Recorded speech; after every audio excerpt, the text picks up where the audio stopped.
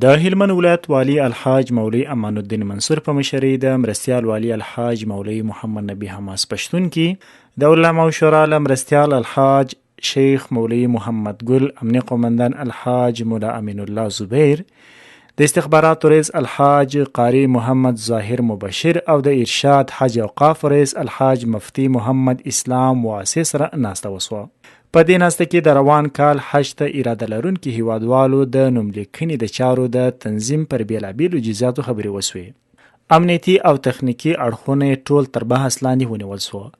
او د ولسونو لپاره د سهولت پر برابرولو ټینګار وسو.